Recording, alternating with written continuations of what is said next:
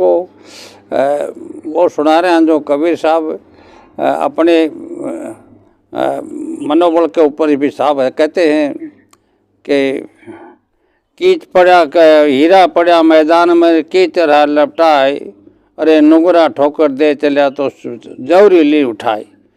जो हीरो हो वो पड़े हो, जो बठा लोग आता आता सोचो कि कांच को टुकड़ो या छोड़ छोड़ के चले गया, लेकिन वो अके में हीरो हो, लेकिन जौरी बठायो जना मैंने उठा लियो और धो करके देखे तो वो तो करोड़ों रुपये को हीरो है। इसी प्रकार से जो ज्ञान है वो हीरो है, आदमी को शरीर है वो हीरो है, इसलिए उसको समझना बहुत मुश्किल है। तो कबीर खड़ा बाजार में सबसे मांगे खैर, और ना काऊ से दोस्ती ना काऊ से बैर। तो दुनिया में किसी से दोस्ती भी नहीं रखनी चाहिए और न ही किसी से बैर भी करना चाहिए। दुश्मनी से बचना चाहिए, काम क्रोध मद लोभ को छोड़ देना चाहिए। ये आपको सबसे बड़ा दुश्मन है, ये आपके चोर हैं। तो इसी पर कबीर साहब के ऊपर लक्ष्मी और विष्णु भगवान आश्रय में जिद्दी हो गई। तो लक्ष्मी बोली कि जितने भी पूजा होती है साथ संसार में मेरी होती है, और क्योंकि लोग ही जगह चरण आपका छूते हैं और फूल मेरे पर चढ़ाते हैं। तो विष्णु भगवान बोले ऐसी कोई बात नहीं है, मेरी के वजह से तुम्हारी इज्जत है, अगर मैं नहीं हूँ तो तुम्हारी इज्जत नहीं रहेगी। आपसे दोनों जीत गए। तो उसने कहा कि ठीक है, मैं जाता हूँ और मैं सेठ के यहाँ रहूँगा और देखना अगर मेरी वो पूजा कति करता है, कहता मेरी तप है, कहता मेरे को मानेगा। तो विष्णु भगवान एक सेठ के यहाँ चले गए। सेठ बड़ी पैसे वाली पार्टी ही, वहाँ जा करके कहने लगे भाई साधु को रूप धारण करके चले गए वो, और जाके अलग जगाया। साधु सोचा कि कोई संत आया है, तो संत को बोला कि महाराज आओ पधारो विराजो। बोले भाई मैं कुछ दिन रहना चाहता हूँ और मैं आप लोगों को सत्संग सुनाता रहूँगा। तो सेठ ने कहा ठीक है महाराज, हमारे यहाँ घना कमरा है, ये कमरे में आपने अच्छा लगा वो कमरा रहना शुरू कर दो, और आपको जो है भोजन की व्यवस्था, नहाने धोने की व्यवस्था सारी हो जाएगी, कोई आपको चिंता करने की बात नहीं। अब विष्णु भगवान आज हमारा ना प्रारंभ हो गया। कई दिन हो गया जब लक्ष्मी जब पूरा सेठ के ऊपर पूरा प्रभाव पड़ गया, क्योंकि रोजाना कथा सुनाते थे, रोजाना सत्संग चलती थी और सेठ को बड़ा खुशी होती थी। लोग ज़्यादा भीड़ भी वो लगे, लोग ज़्यादा आना जाना भी शुरू कर दिया महाराज की सत्संग, क्योंकि विष्णु भगवान के सत्संग अदब निराली सत्संग ही। अब जब देख लिया गया भाई सेठ का, तो वहाँ पूरा अपना जो है सेठ के ऊपर छा गया, इसलिए सेठ जो है अपना विश्वास तो रखे ही को। अब कुछ दिनों के बाद लक्ष्मी वहाँ आ जा है। तो लक्ष्मी क्या करती है कि पूरा श्रृंगार कर करके और सोने का जेवर पहन के, सोना का चोनड़ी चांदनी ओढ़ करके और बाजार में फिरती फिरे है और कहती है कि भाई मेरे को जो कोई सेठ अच्छा मिल जाए तो मैं भी थोड़ा दिन यहाँ रह। जनाबा फिरते फिरते कहा कि एक सेठ हैं भाई, इनके मकान का नहीं है, भट्टा भी एक साधु आयडो है। जना लक्ष्मी तो चावे ही है कि विष्णु कटाची रहे। तो लक्ष्मी को देख करके सोने का जो रूप देख करके सेठ के तो मुँह में पानी आ गया। सेठ सोचा रहे वो अपना जो पढ़े है रोजाना सत्संग सुनाता है, केवल राम नाम की महिमा ही सुनाता है, लेकिन यह तो सोना का रूप है, इसका तो पूरा सोना ही सोना है। तो सेठ को बोली सेठ हमको थोड़ी प्यास लगी है, पानी पिलाओ। तो वो लोटो हो जो पानी पिलाओ, पीतल को हो। तो लक्ष्मी हाथ लगाता सोनों को बन गया। अब सोनों को बनता है, सेठ के मुंह में पानी और आ गया। सोचा यह तो कोई बढ़िया चीज़ है, लेकिन इसको तो रखना चाहिए। तो बोली सेठ कहने लगे माता जी आप कुछ दिन यहाँ ठहरो। जना बोली भाई ठहरा को नहीं, क्योंकि मेरे को कमरों प्रसन्न आओगे न, भी कमरा मरूँगी। जना बात सोचे गए, फिरता फिरता विष्णु भगवान का कमरे में चले गई। विष्णु भगवान के कमरे जाके सेठ ने बोली वो कौन पड़े है? क्या वो तो साधु है और रोजीना राम नाम की महिमा सुनाता है और कुछ नहीं पड़े और रोट खा है। तो बोले इसको निकालो यहाँ से। तो तुम्हें तो इसी कमरे में, वो कमरा ठीक है। तो विष्णु भगवान को धक्का लग गया और बाहर काट दिया। तो विष्णु भगवान लक्ष्मी ने बोलोगे धक्का मेरे लगाए हैं, लक्ष्मी एक दिन तेरे भी लगा, अब दोनों आपस में विचार करें हैं। तो लक्ष्मी वहाँ जम गई साहब। अब सेठ के यहाँ जितनी भी जो मकाना में गाटर लगी थी, लोहे की गाटर थी, हाथ लगाता सब सोने की बन गई। और जितने बर्तन भांडे थे सेठ ने इसलिए लक्ष्मी का आगे धर दिया, बस सब सोने का बना दिए। और सेठ का जो खाना खाती थी रोज़ वो चेंज करके लाता था, वो भी सब सोने के हो गए। यहाँ तक कि उसकी गाय थी 15-20, तो सेठ कहने लगा कि माता जी गाय का सींग पर भी हाथ फेर दो। तो लक्ष्मी भट्टे भी जाके हाथ फेरे तो वह गाय का सींग सारा सोना का बन गया। अब बड़ी ही मुझकी महिमा होने लग रही, जय माता की जय माता की जय माता की, बड़ा दुनिया कहने लग रही, क्योंकि जिसका भी हाथ है वो काम बढ़ता जाए। अब विष्णु भगवान वहाँ इंतजार कर रहे थे, वे देखो लक्ष्मी आओगी तो बात करांगा।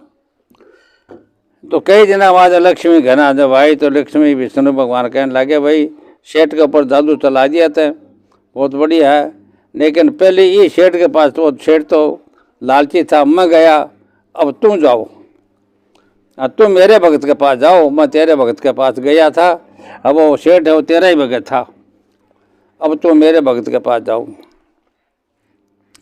तो बोलो तुम्हारा भगत कौन है? बोलो मेरा भगत कबीरदास जी हैं। तो कबीरदास जी के हाँ वो लक्ष्मी है जी की पूछ गई। अब पूछ गई तो कबीरदास की हालत तो बहुत ख़राब, कि चूल्हो हो रोटी बनाने का भी में तो चिड़ी बैठी और चाकी हुआ चुपचाप पड़ी, और नाज को बर्तन मूंदा पड़ा, और छाछ का जो जिस नाज को छुलक्या करे वो मोदो पड़ो, और ऊँखड़ी दिखी मोदी पड़ी, और माँ पर रेत पड़ी, यानी कई दिनों से भोजन ऐसा लग रहा था भोजन ही नहीं खाया होगा। तो लक्ष्मी चारों तरफ फिर की देखा कि इतनी गरीबी से कबीर के है, और फिर भी ये चारों खुश हैं, क्योंकि वो चार हो गए थे, 2 लक्ष्य बाटा लोई भी आ गई है। तो लोई को आगे बताऊंगा कदाई कैसा होगी, आगे आओगे आपको प्रोग्राम में। तो चारों खुश थे, भजन में लाग रहे थे, क्योंकि कबीर साहब राम के पुजारी थे। कबीर साहब को जितने भी पूजा करते थे राम नाम की ही करते थे। सेठा ने चारों तरफ फिर की कबीर साहब के घर को देखा, देखने बाद में कबीर साहब तो वहाँ वो सूत हो, वो सूत को लंबा कर रखे और तानो तान रहे थे, और जो लक्ष्मी जा करके उसको हाथ लगाया वो सोने को बन गया सूत का तागा। और फिर एक जो है वो लकड़ी को कोठो तो पड़ी हो, तो भी लकड़ी कोठो तो उठा के लक्ष्मी और ऑटो रखे तो वो सोने को बन गयो। पर कई चीज़ सोने की बढ़े कबीर साहब के यहाँ लक्ष्मी बढ़ा दी, और कबीर साहब नहीं देखे उधर को क्या कर रही है, लेकिन कई देर हो गई जना वो चूल्हे में गई तो चूल्हो भी चमक गया, मकान है वह भी चमकन लग गया, और उसकी जो उगाड़ी है कबीर साहब जो रहते भी इसमें सारी में चमक आ गई। अठा मतलब लगा तरह तरह का फूल पौधा लग गया, कई करिश्मा लक्ष्मी ने दिखाया वहाँ, और पौधा आम का पेड़ इत्यादि अनार का सब पेड़ लग गए। अब कबीर साहब देख कर सोचा तो आज लक्ष्मी आईडी है, और अपना करिश्मा दिखा के अपन मतलब भगवान की भक्ति से अलग करना चाहे। तो कई देर के बाद में कबीर साहब बोला कोने, लक्ष्मी चारों तरफ घूमती रही, सोचा का और अपन को बोल रहे तो आप आगा और बोना आंखों से, लेकिन कबीर साहब आपके धंधे में लागे रहे, कमाल भी लागे रहे, और लोई भी अब आपका धंधा कर रहे, लक्ष्मी से कोई बात को नहीं करी। सारो दिन निकल गयो, लक्ष्मी सोचने लगी कि अब यह है क्या का आदमी है यो जो को बस दिन की आइडिया दिन के बाद मन बात ही मेरे से कौन करी। कई बार भी लक्ष्मी बतलायो कबीर साहब से, कबीर साहब आपके पास टाइम नहीं है क्या, हमारा सभी बात करो। बोलो नहीं मेरे पास टाइम नहीं है, मैं भजन कर रहा हूँ राम का, मेरे पास टाइम नहीं है। मैं बिल्कुल कमाल से पूछो, कमाल से जना कमाल बोलो मेरा आप टाइम नहीं है। कमाली से पूछो, भाभी बोले मेरे कन टाइम कट है, मारे तो टाइम है ही नहीं। लोई कहने लगी कि मैं तो बहुत दिनों से राम नाम लाग रही हूँ, मेरे तो कोई बिल्कुल टाइम नहीं रहा, तो मैं तो श्वास में हरी बजा हाँ, अरे बिरथा सांस ना खोई, अरे क्या पता है सांस का आना हो या ना हो, मैं तो राम नाम में लाग रहे हैं हमारे, तो इसकी वजह से आपने हमारा बिगड़ न डालें। तो लक्ष्मी ने कई तरह का चीज़ें बनाई, लेकिन लक्ष्मी के प्रति कोई भी कबीर साहब का मन में यहाँ नहीं आई कि अफा को ये सोने के बना के रखा है, जो अफा भी ले लिया, इन सबको पूछा इसकी सेवा करा। आखिरी कबीर साहब दिन छिपन लगा जना, बोले लक्ष्मी ऐसा है, मैं राम का भगत हूँ, मन ये सोने साने की चीज़ें जरूरत को नहीं, मन तो राम के नाम से सब कुछ मिल जाता है, हमको क्या जरूरत है आपका सोना चांदी को, हमने क्या करना, हमको तो 2 रोटी चाहिए भाई मिल रही है। अरे हम ये जितनी चीज़ बनाई है आप और की दो मेरे को नहीं रखा। तो बस चीज़ा ने सारे वो उठा के कबीर साहब ने फेंक दी। तब विष्णु भगवान आ गया। विष्णु भगवान आकर के बोला, क्यों लक्ष्मी कैसे रही, वो भगत मारो है, राम नाम को जो जाप कर रहा है, और वो तेरो भगत तो लालची हो, देखो मन तो काट दियो बाण ने, अरे ते मन बाण काटने के बाद तू कई दिन रहेंगे बेटा, तू तन भी आना पड़ गयो, और लक्ष्मी वो तन भी कौन रखा, कबीर साहब भी, कबीर साहब भगत है, क्यों भगत जगत को ठगत है, भगत को ठगत न कोई, और जे भगत को ठगत है तो बाल न बाका होय। जो भगत के अंदर विद्या है, जो उसके अंदर जो ज्ञान है, उस शास्त्रों का, पुराणों का, उपनिषदों का, वेदों का जो ज्ञान है वह भगत के अंदर होता है। तो इसको कोई ले ले तो वो महान बनता है, उसको मतलब मुक्ति हो जाती है। इसलिए जो है क्योंकि जाका, लेकिन वो ज्ञान भी जाका ऊंचा बैठना और खेते जाका निर्माण, अरे बेरी दुश्मन के करे जाके रक्षा करे भगवान। जो आदमी को जो है हमेशा बात है कि ऊंचो बैठना चाहिए, ऊंचा मकान बनाना चाहिए, और जो है खेत है वो नीचे होना चाहिए। और अभी कही आथनो तो खेत बताए बीच में, आथनो खेत बताए बीच में धोवा नाडी, अरे धोला धोला है प्रभु मान बैल दीजिए, बाण दीजिए गाड़ी। तो आथनो खेत जो है उसमें सुबह जहाँ जना था तावड़ो पीठ पर रहे, और आथना सूर्य आथनो चल जाए जना घरा हमें जना सूर्य पीठ पर रहे।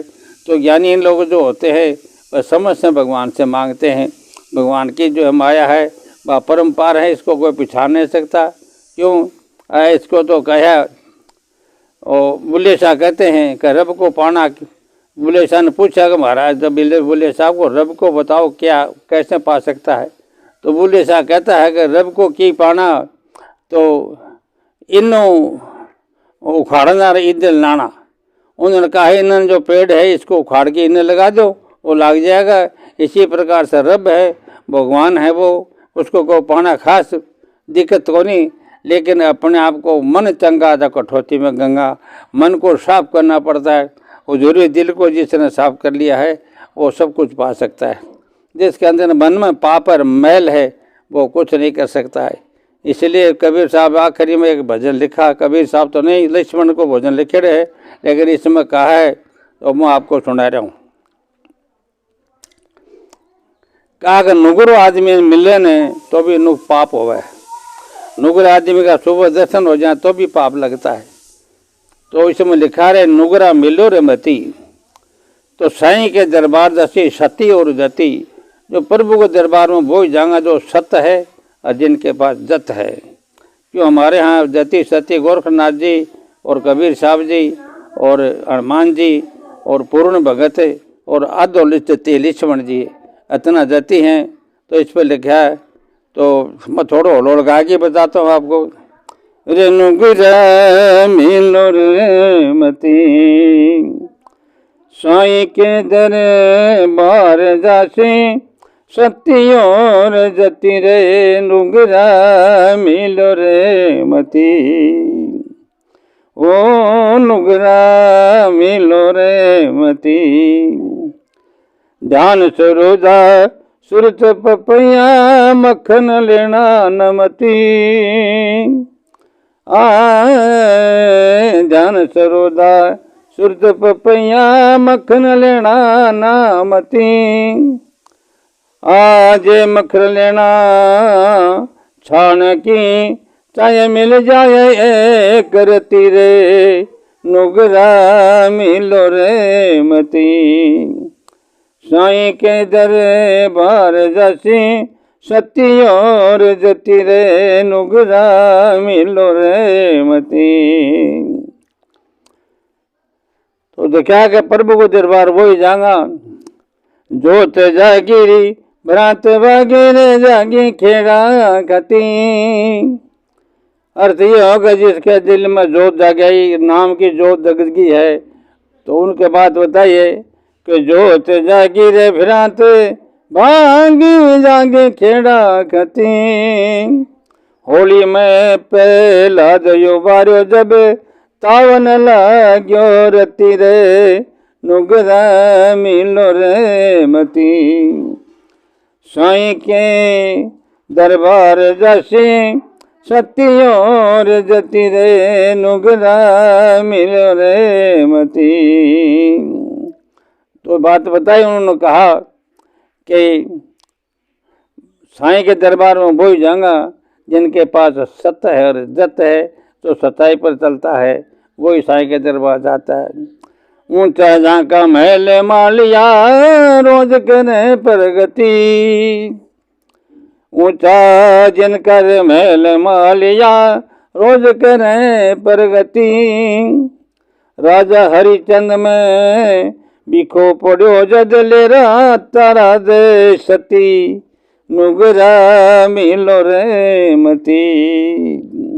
तो तारावती है जी वो भगवान इतनो कष्ट दियो विश्वामित्र ने, लेकिन धर्म को छोटे को नहीं, कुछ भी हो चाहे। कभी एक दिन मैं आपको राजा हरिश्चंद्र की कथा भी सुनाऊंगा।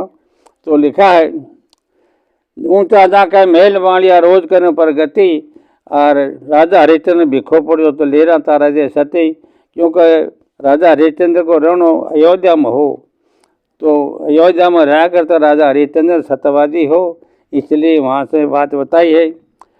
तो असंग जुगा पहली गुप्ती होती रही अब होगी प्रगति। असंग जुगा पहली गुप्ती होती रही अब होगी प्रगति। रामचंद्र का रे छोटा भाई कथ गया लक्ष्मण जति नुगरा मिलो रे मती।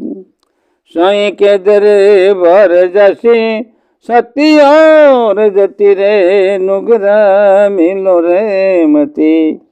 तो आप बात बताइए कि आदमी ने नुगरो नहीं रहना चाहिए, सुगुरु बोलना चाहिए। 7 प्रकार का गुरु होते हैं, कबीर साहब ने 7 प्रकार के गुरु बताए।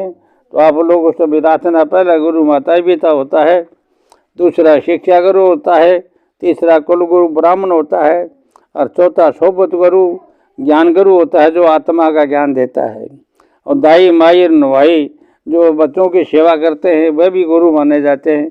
इसलिए आप लोगों से प्रार्थना है कि आप अगर गुरु धारणने किया है तो दीक्षा जरूर लीजिए। बिना गुरु के बिना कल्याण नहीं होगा। आप चाहे कितना ही तो भक्ति करें चाहे कुछ भी करें, लेकिन अगर आपके पास गुरु दीक्षा नहीं है तो वो चीज़ें सब बेकार हैं।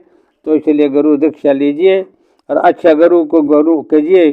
को गुरु करना जान के, पानी पीना छान के, तो गुरु को पहले आप देखो। लेकिन ऐसा भी नहीं हो, क्योंकि कबीर साहब के पास एक बार बहुत लोग चले गए, गुरु दीक्षा ले साहब वालों कबीर साहब से। अब कबीर साहब भी क्योंकि जहाँ गुरु जान के करना होता है तो चेलो जान के करते थे। वो करना अगर पानी पीना छान के, तो चेला करना जान के, पानी को भी छान के पीना होता है। तो कबीर साहब सोचे आदमी तो बहुत आ गया, आप सबको चलो के बनावा। कबीर साहब सबको एक एक फल दे दिया और कहा कि भैया ये फल को वहाँ खाना है जहाँ पर कोई ना देखे। तो सब लोग जो जितने भी जो गए थे शिष्य बनने के लिए, वो वहाँ से चले। जो कोई पहाड़ में गया, कोई कट्ठा गया, कोई कट्ठा गया, सब ने छिपकी, कोई गुफा में बढ़ के खा लिया, किसी ने पहाड़ के ओले पिटकी बैठ के खा लिया, लेकिन सब ने खा लिया। सिर्फ एक आदमी है जिसने नहीं खाया, जना वो लेके ऑटो आ गयो, जहाँ आप सेव दी हो ऑटो आ गयो। जना लोगों से कबीर साहब पूछे, अरे भैया आपने फल खा लिया? बोले हे महाराज कट्ठा खाया, बोले छिपकी खा लिया, कोई बोले मैं गुफा में खा लिया, कोई बोले मैं पानी में डुबकी लगा के खाया। ऐसे ऐसे पनी सब बातें बताई। लेकिन वो एक साइड में खड़ा था। उसने कहा भाई आप क्यों नहीं खाया? बोले मेरे को तो जगह ही नहीं मिली। बोले जगह कहाँ? अन्न सन कहाँ मिल गई? बोले तो जाने पर मन मेरे भाव से क्यों नहीं, क्योंकि रब भगवान है, वो सभी जगह देखता है, कोई जगह ऐसी है ही नहीं जहाँ ईश्वर नहीं है, और ईश्वर को कोई जगह खाली है ही नहीं, तो मैं खटखाता जगह ही कौन मिली, इसलिए मैं ले आओ चेला बनावे और चाहे ना बनावे। जब कबीर साहब ने कहा भाई चेला तो एक ही है, और बाकी भाई तो जाके बकरी चराओ, सबकी छुट्टी कर दी और वो चलो एक बनो, जिसको नाम जो है शंकरदास जी महाराज ने हो, और वे कबीर साहब की अवतार लेना का बाकी कारण से ही अवतार हो। तो महान जो है बात यह है कि सबसे पहले गुरु का दीक्षा लेनी चाहिए, और गुरु बिना ज्ञान नहीं होता, गुरु बिना मुक्ति नहीं होती। जिसने मुक्ति चाहे, राम राम का दर्शन चाहे, राम नाम का राम का दर्शन चाहे, चाहे लक्ष्मी की पूजा करो, चाहे सरस्वती करो, चाहे पार्वती की करो, चाहे जितनी माताएं सबकी सेवा किसी की करो, लेकिन आप गुरु दीक्षा नहीं है तो आपकी बस पूजा सफलता नहीं होगी। धन्यवाद। इन्हीं शब्दों के साथ में विश्राम कर रहे हैं। आगे की बात कल आपको सुनाई जाएगी। ये मगर राम का आपको लोगों को सबको राम राम। धन्यवाद।